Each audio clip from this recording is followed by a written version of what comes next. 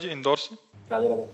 महाराज जी, जैसे जैसे उम्र बढ़ती जा रही है वैसे संसारिक जिम्मेदारियां माता पिता की बढ़ती आई और जीवन में सफल असफल होने का भय और तनाव सताने लगता है। महाराज जी, इसको कैसे पार पाए? महाराज जी, बड़ा कठिन नाम हो। जप। नाम जप से जितना भगवान का नाम जप करोगे उतना भगवान में दृढ़ विश्वास होगा, और भगवान में दृढ़ विश्वास होगा तो आगे भविष्य में जो हमें संशय हो रहा है कि पता नहीं क्या हो, पता नहीं कहीं ऐसा ना हो जाए, तो उस समय हमारे अंदर भाव आएगा मेरे भगवान है ना, हर व्यवस्था कर देंगे। तो हम ये कहते हैं कि यदि भगवान का नाम जप है और भगवान पर विश्वास है तो समय पर वो व्यवस्था कर देंगे, अपने आप व्यवस्था कर देंगे। चिंता मत करो, भगवान का आश्रय लो, भगवान सर्व कृपामय है, वो तुम्हारे सारे पाप नष्ट कर देंगे। पाप ही तो हमें दुख देते हैं, पाप नष्ट हो गए तो सुख ही सुख हमारे जीवन में है। इसलिए आनंद में भगवान का चिंतन करो, भगवान का नाम लो, भगवान के आश्रित रहो, पाप आचरण मत करो तो सुखी हो जाओगे। विजयानंद जी, यस। राधे राधे। महाराज जी, महाराज जी, क्या नाम जप से पढ़ाई, बल, बुद्धि आदि की उन्नति भी संभव है? जो राम राम नहीं कह पाते थे वो मरा मरा जप करके वाल्मीकि रामायण की रचना कर दी, जो संस्कृत से लिखी हुई है। आपका प्रश्न है, आज समझ पा रहे हो ना आप? नाम जप से क्या नहीं प्राप्त हो सकता। ककाहरा ना पढ़े हो और नाम जप तो वेदों का अर्थ वो बोल देगा, जो वेदों में लिखा हुआ वो अंदर से बोल देगा। नाम में सब कुछ विराजमान है, केवल नाम जप कर ले तो सब कुछ प्राप्त हो जाएगा, जो चाहे प्राप्त कर ले। हम कक्षा 9 पढ़े हैं गांव के स्कूल में, तो किसके बल से उत्तर दे देते हैं? नाम के बल से उत्तर दे देते हैं। हमको ये बताते थोड़ी कि हम क्या प्रश्न करने वाले हैं, तो तुम्हारे सामने प्रश्न होता है तो किसके बल से बोल रहे हैं? नाम के बल से तो बोल रहे हैं। और रोज प्रश्न उत्तर होते हैं, वर्षों हो गए रोज प्रश्न उत्तर होते हैं।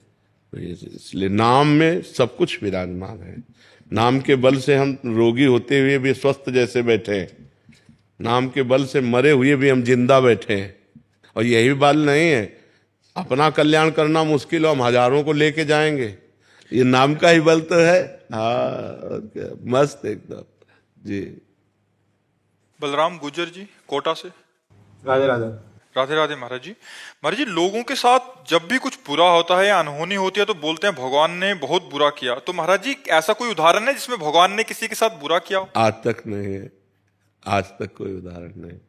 भगवान ने जिनको मारा है उनको वो परम पद दिया जो बड़े बड़े योगियों के लिए भी दुर्लभ है। बुरा करते हैं हम, और जब उसका परिणाम आता है तो फिर भगवान को कोसते हैं। ये हमारी अज्ञान की धरा है, ये हमारे अज्ञान की बात है कि बुरा आचरण करते हैं हम और कोसते हैं भगवान को।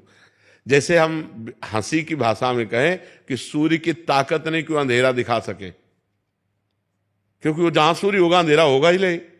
तो भगवान है मंगल भवन, तो भगवान मंगल भवन की ताकत ने किसी का मंगल कर दिया हो।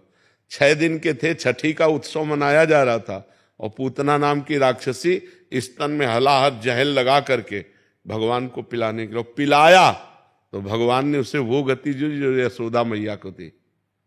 नरक जाना चाहिए, लेकिन भगवान ने वो गति दी जो यशोदा मैया को गति मिली, वही पूतना को गति मिली। ऐसे कृपालु भगवान है, वो कैसे किसी का मंगल कर सकते हैं? हम खुद पाप कर्म करके जब उसका फल भोगते हैं तब हम भगवान को कोसते हैं। जब मुर्गा की टांग खा रहे थे तब भगवान याद नहीं आए? जब शराब की बोतल पी रहे थे तब भगवान याद नहीं आए? जब पराई बहन बेटी की तरफ गंदी दृष्टि कर रहे थे तब भगवान याद नहीं आए?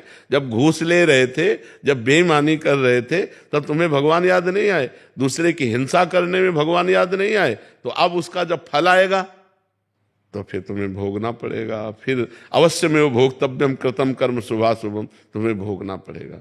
भगवान आकाश की तरह है निर्मल, उनको वो कभी बहुत दयालु है, वो कभी बहुत दयालु है, कभी किसी का मंगल नहीं। आज तक हमें उदाहरण बता दो एक भी, जिनको मारा उनको वो पद दिया जो बड़े बड़े योगियों के लिए दुर्लभ है, जो बड़ी बड़ी साधना करके भी प्राप्त करना असफलता हाथ लग जाती है, उनको सफल कर दिया। राक्षसों को परम पद प्रदान कर दिया, अपना स्वरूप प्रदान कर दिया। महाराज जी, छोटा सा बच्चा था, बच्चा चले गया, भगवान ने बुरा किया। मेरी नौकरी छूट गई, भगवान ने बुरा किया। तो ये किस कर्म कर्म कर्म कर्म कर्म अवश्य में भोक्तव्यम, कर्म का फल भोगना पड़ता है। ये भी हमारे ही है? हाँ, हमारे ही कर्म का फल है।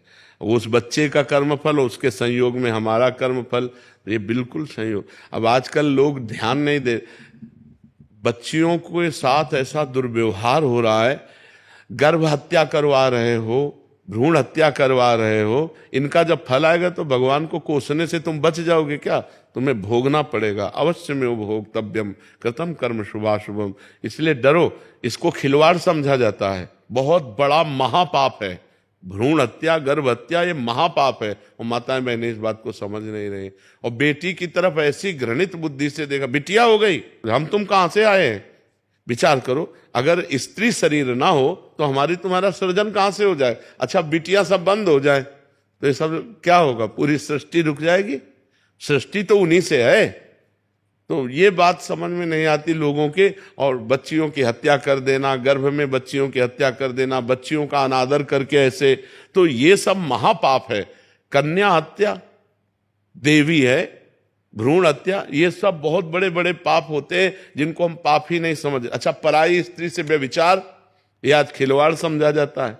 नहीं तो जब उसका परिणाम आएगा तो फिर भोगना पड़ेगा, बुद्धि भ्रष्ट हो जाएगी। अब उन भ्रष्ट आचरणों का जब फल आएगा तब फिर कहा जाएगा यार ये तो बहुत गलत किया। भगवान गलत नहीं करते, हमारे कर्म आचरण जो हैं वो गलत है, वो न्यायाधीश हैं, वो ठीक न्याय कर देते हैं। जी बाबा जी, 3 पुत्रियां हैं और मेरा जीवन ही बदला तब जब मेरी पुत्री। हाँ बिल्कुल ऐसा, बिल्कुल। और हम ये कहते हैं कि पुत्र ना हो और पुत्री हो, आप उसका पालन पोषण करो तो बुढ़ापा में पुत्र से ज्यादा प्यार पुत्रियां करती हैं।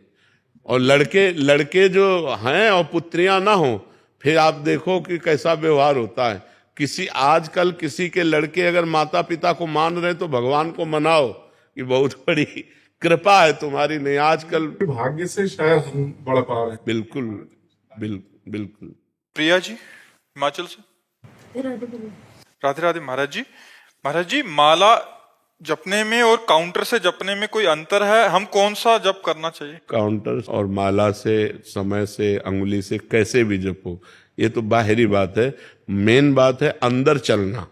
अगर आप अंदर राम बोल रहे हो, कृष्ण बोल रहे हो, राधा बोल रहे हो, उससे आपका मंगल होगा। काउंटर माला ये नाम चलाने के लिए है। अंदर नाम न चला और माला चला तो क्या कल्याण हो जाएगा? क्या नहीं होगा ना। तो माला एक निमित्त है, बात अंदर के। अंदर से हम बोले राधा, फिर ऐसे माला चलाया तो गणना में हमारा मन लग जाता है कि आज हमने 50,000 नाम जप किया, आज 60,000। तो उसमें चाहे काउंटर से जपो, चाहे माला से जपो, चाहे अंगुली गिनती से, जैसे भी बने, बात इसकी नहीं है, बात है अंदर जप की। अगर अब जैसे कुछ ऐसे साधक हैं जो बिल्कुल गिनती नहीं, रात दिन भजन हो रहा है, लेकिन आप पूछो कि क्या भजन करते हो तो हम 10 भी नाम नहीं जब गिनती करके बता सकते कि हम 10 जपते हैं या 20 जप, कुछ नहीं। और रात दिन चल रही श्वासों की माला, गिनती भगवान कर रहे हैं। तो ये बात जिनके अंदर बैठ गई है वो तो अलग बात है, लेकिन जिनको बैठालनी है उनको माला से है, काउंटर से, इन सबका सहयोग लेना चाहिए। इससे भजन में बहुत वृद्धि होती है कि हमने देखा 20,000 नाम जप कर लेते, खुशी होती है ना। अब कल जब हमारे 18,000 होंगे तो हमको जलन होगी कि अभी 2,000 रह गए यार, चलो 2,000 और नाम जप कर लेते हैं। तो उससे नाम जपने में वृद्धि होती है। तो हमें लगता है जरूर माला और काउंटर आदि का सहयोग कर लेना चाहिए। बात हमारी जप से है, वो हमारे अंदर जो जप होता है उससे लाभ होता है, माला और काउंटर से नहीं। प्रिशा बसंत गौरी जी मुंबई से। राधे राधे महाराज जी, हम पराया उन प्रश्नों के उत्तर क्यों खोजते हैं जिनका उत्तर हमारे अंतर आत्मा में कहीं ना कहीं पहले से ज्ञात होता है? क्या ये आत्मा की जिज्ञासा है, मन की अस्थिरता? और जब उत्तर भीतर से प्राप्त हो भी जाए तो भी उसे पूर्ण रूप से कैसे स्वीकार करें? वो पूर्ण श्रद्धा और निश्चय कैसे उत्पन्न? जब तक अध्यात्म निष्ठा नहीं होती तब तक मन बहिर्मुख होता है। तो अंतर की बात सुनने पर भी वो उस पर श्रद्धा और विश्वास नहीं कर पाता, क्योंकि अंतर में सबके परमात्मा बैठा हुआ है। कोई भी जिज्ञासा करो और शांत होकर भगवान का स्मरण करने लगो, उसकी पूर्ति हो जाएगी। पर अंदर की बात सुनने के लिए हमारी वृत्तियां अंतर्मुख तो चाहिए, तो वृत्तियां बहिर्मुख हैं, इसलिए हमें बहिर्मुख होकर प्रश्न करना पड़ता है और प्रश्न सुनना पड़ता है। मना खष्टान इंद्रियाणी प्रकृति स्थान कर सती। मन इंद्रिय 5 ज्ञानेंद्रियों के साथ बाहरी प्रकृति में भ्रमण कर रहा है। यदि अंतर्मुख होकर परमात्मा में आ जाए तो कोई प्रश्न की जरूरत ही नहीं है। जो ही भगवान से अपना चित्त जुड़ेगा, समस्त संशय, समस्त प्रश्न शांत हो जाएंगे। हमें डट के भजन करना चाहिए, नाम जप करना चाहिए भगवान का, जिससे हमारे अंदर अध्यात्म बल आवे, हमारी बुद्धि पवित्र हो, हमारा मन चंचलता रहित हो, हमारी क्रियाएं निष्पाप हो, तब जाकर के हम अंतर्मुख होकर अंतर की बात समझ पाएंगे। किसका प्रश्न था? बात समझ पा रही ना जी? त्रिकम दास जी। राधे राधे महाराज जी। महाराज जी, ग्रस्त आश्रम जीवन में अपूर्णता होना स्वाभाविक है, जो जीवन को आगे अपने प्रभु के पास लेके जाती है, पर साधु जीवन की ऐसी कौन सी अपूर्णता है जो उसको ग्रस्त जीवन से ब्रह्मचर्य के अलावा अपने प्रभु तक लेके जा सकती है? भगवान के भजन की भूख। जितना भी भजन करो उतना थोड़ा लगता है। ऐसा लगता है कि हमारा जीवन अभी अधूरा है। रात दिन भजन करने पर भी भजन की इतनी भूख बढ़ जाती है, उसे कुछ शोभा ही नहीं देता। नहीं खान पान ते भावे है, नहीं कोमल वसन सुहावे है, सब विषय लगे ते खारा है, हरियासिक का मग्न्यारा है। जो भगवान का प्रेमी है वो निरंतर अतृप्त रहता है भजन में और तृप्त रहता है भोगों से। भोगों की तरफ कभी चित्तवृत्ति भी नहीं जाती, और परमात्मा में चित्तवृत्ति जोड़ने पर भी वो अनंत अगाध प्रेम समुद्र है, इसलिए कभी पूर्णता होती नहीं। इसमें पूर्णिमा कभी नहीं हुई। बढ़ता तो चंद्रकला की तरह रहता है।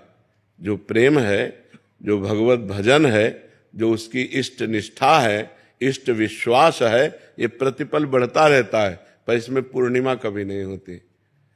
प्रतिक्षण वर्धमानम प्रेम भगवान का है।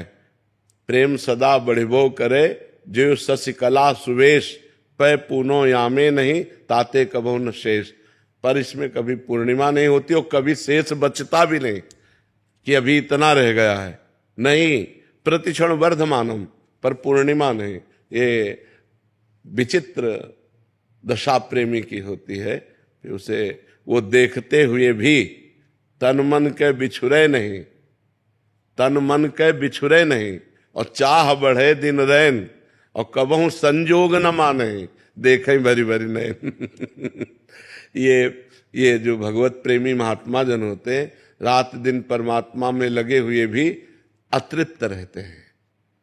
उनको देखते हुए भी अतृप्त है, उनका स्वाद लेते हुए भी वो अतृप्त है। वो चूंकि अनंत है ना, अनंतानंद है, अनंत आनंद है। अगर वो सीमित आनंद हो कि इतना है तो हम प्राप्त करके कह दें कि हाँ प्राप्त हो गया, वो अनंतानंद है, इसलिए जो प्राप्त कर चुके हैं वो भी अतृप्त है। जो प्राप्त करने के लिए चल रहे हैं वो तो है ही है अतृप्त व्याकुल, लेकिन जो प्राप्त कर चुके हैं वो भी अतृप्त और व्याकुल बने रहते हैं। यहां तक कि प्रभु स्वयं में अतृप्त रहते हैं। प्रभु स्वयं में अतृप्त रहते हैं। वो भक्तों के प्रेम के प्यासे हैं। देखो ना, प्रेम का स्वरूप देखो कि परमात्मा होते हुए भी वो कह रहे हैं भाव का भूखा हूं मैं, भाव का भूखा हूं मैं, और भाव ही एक सार है, और भाव से मुझको भजे तो भाव से बेड़ा पार है। भाव बिन सुनी पुकारे मैं कभी सुनता नहीं, भाव पूरित टेर ही करती मुझे लाचार है। वो परमात्मा भी भाव का भूखा हो जाता है, वो भी प्रेम पिपासु हो जाता है, तभी तो भक्तों के पीछे डोलता है। भगवान को प्रेमाधीन कहा गया है। वो प्रेम के अधीन होकर भक्त जो जो कहता है भगवान वैसे वैसे करते हैं, और भगवान जो करते हैं भक्त उसे गाता है। यही जो विरक्त भाव में है, यही अतृप्तता है, यही अपूर्णता है कि वो कभी अपने को अनंतानंद में पूर्ण नहीं मानता है। वो अनंतानंद है ना परमात्मा। समझ पा रहे आप जी? शिव ठाकरे जी महाराष्ट्र से। जी राधे राधे राधे।